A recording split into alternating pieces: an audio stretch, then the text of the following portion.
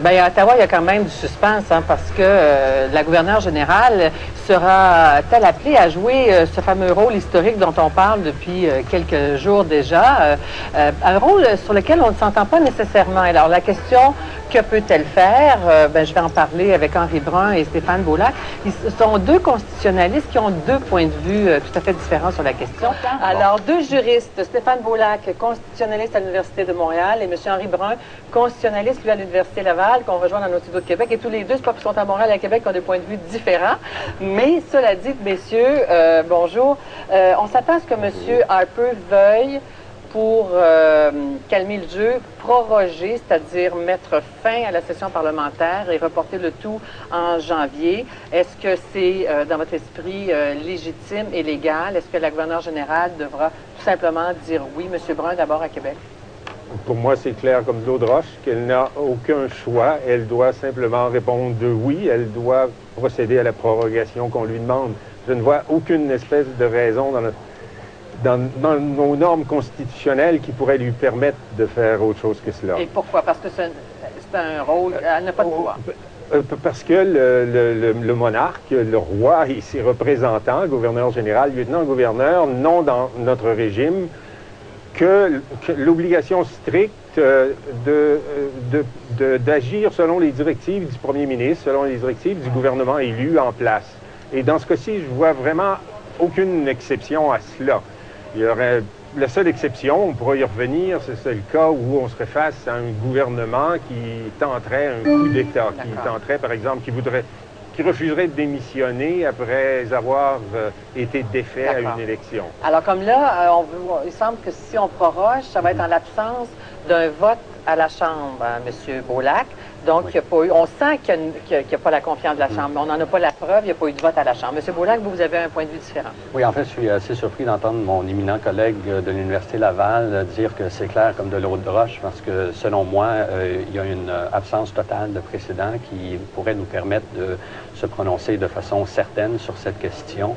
À mon humble avis, il pourrait relever du pouvoir discrétionnaire de Mme Jean, de l'institution du gouverneur général au Canada, de s'assurer que M. Harper a toujours la confiance de la Chambre avant de donner droit à une telle demande de prorogation. Donc, c'est une évaluation politique de la chose, d'une certaine manière. Bien, politique, ça serait, à mon avis, une évaluation de gros bon sens, parce que, évidemment, elle est à l'extérieur du pays, mais elle est certainement au courant qu'on est en crise constitutionnelle et que, selon la chronologie, il y a fort à parier que dans quelques jours, il y aurait, si elle n'intervient pas pour proroger, il y aurait un vote de défiance qui serait gagné par l'opposition. Et sur ce pouvoir discrétionnaire, M. Brun, existe-t-il, n'existe-t-il pas dans votre esprit?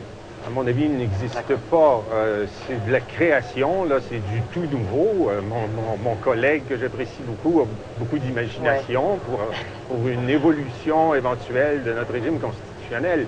Mais pour l'instant, on a affaire à une monarchie constitutionnelle où le monarque et ses représentants doivent agir conformément aux directives du premier ministre.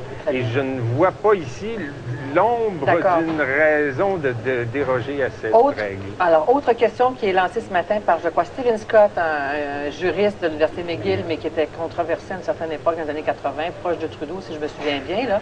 Lui suggère, M. Harper, s'il n'est pas content de Mme Jean, il pourrait la destituer, oui ou non, M. Brun? À mon avis, il peut le faire. Je ne connais pas du tout ses intentions à cet égard-là. Je ne porte aucun jugement sur la signification politique que ce geste pourrait avoir, mais il reste qu'en droit constitutionnel, la durée du mandat du gouverneur général n'est protégée par aucune norme. Elle est nommée pour 5 ans en principe, mais selon la bonne volonté de celui qui l'a nommée.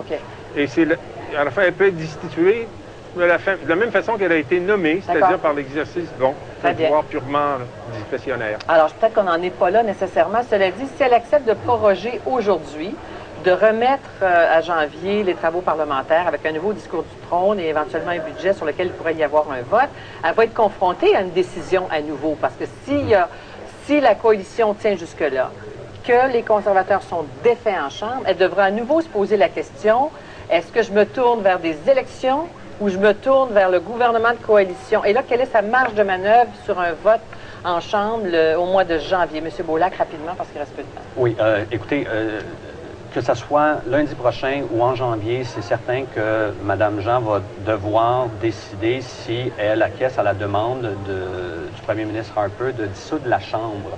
Et il y a fort à parier dans les présentes circonstances, c'est-à-dire qu'on a eu une élection générale il y a moins de 2 mois. Et même au mois de janvier, bon, ça va faire 3 mois. On est en dedans de 6 mois, du fameux 6 mois. Oui, le fameux 6 mois, écoutez, ça découle ça des mémoires de l'ancienne gouverneure générale, Mme Clarkson, qui avait dit dans le contexte du gouvernement Martin qu'elle aurait certainement donné la chance à l'opposition officielle de former un gouvernement. Est-ce que ce serait ça en janvier, à ce moment-là? M. Brun, donner la chance à l'opposition? Non. À mon avis, même en ce qui regarde la dissolution, la demande de dissolution suite à un vote de non-confiance, à mon avis, la situation est la même parce qu'on n'est toujours pas dans le cas d'exception. Je pense qu'on ne peut pas prétendre que les élections générales, qu'aux élections générales, le gouvernement en place a été défait. Au contraire, il a continué de gouverner, il a inauguré une session, présenté un discours du Trône qui a été voté. Alors, on est tout simplement dans un conflit typique entre le Parlement et le gouvernement. Donc, il faudrait qu'elle déclenche des élections à ce moment-là? Et cela, en bout de ligne, s'il n'y a pas moyen de compter là, sur le bon sens des uns et des autres à Ottawa, l'arbitrage devrait revenir à l'électorat et non pas au monarque.